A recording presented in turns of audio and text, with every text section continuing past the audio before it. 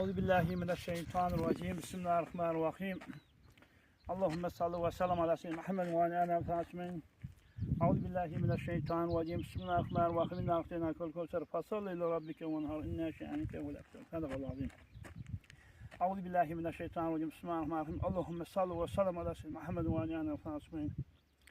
Ben şifilim yadigar yaptığım halatçanı geldim ziyaretke halatçan. Yadigarı kalkın inşallah. Şu vakit baktırsın halatçan bir defede. Şimdi cahatte de yok orada. O da çopanata. Bir de halatçan. Ona yukarı çıkacak olan bir çık. Dikkattir o maşin son yukarı son geçer. Beyik böyle maşin çıkan dikkattir böyle. Çıkmakla çıkıp yadigar yaptım inşallah yadigarı yaptım. İnşallah hemişe canın sağ olsun. İnşallah Huday'dan ne mi ağrın olsa yesin inşallah. İnşallah yedip kadar gelsin inşallah. Ziyarette inşallah. Yani her muha gelenizde burada ziyaretten çıkarmağa. Masjidi yukarı çıkanızda hevara dikkat durun. Bir muğada yukarı çıkan masjidin hatmen yek lastiklerine dikkat durun yelbağım yok. Tormoz hevara dikkatin aşı yukarı çıkan buradan maşin önünde duraya. Ağap kaçar güp vuruyan. O da beyik ha beter beyik.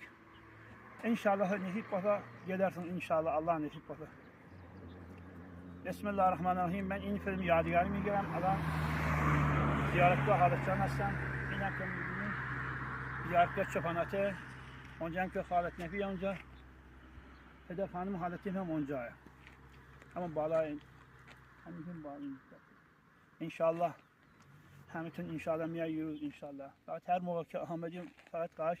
Maşin, lastik maşin dikkat kuni hatmen nigah kuni yekem tormoz. Çünkü xeyli bağlay tepe. Yey muğag mesela eğer tormoz ina muhakkamış eğer maşin ağap bered geriften saklı yani hemin taraf şundan payını şundan xeyli go'di. Yani muğag tormoz eğer çiğ eğer maşin yem oftadi ki tamamı. Tam hayırsan bağla bir yarım ki bağla pema bir böyle. İnşallah hemişe şahit salavat başı inşallah. İnşallah hemin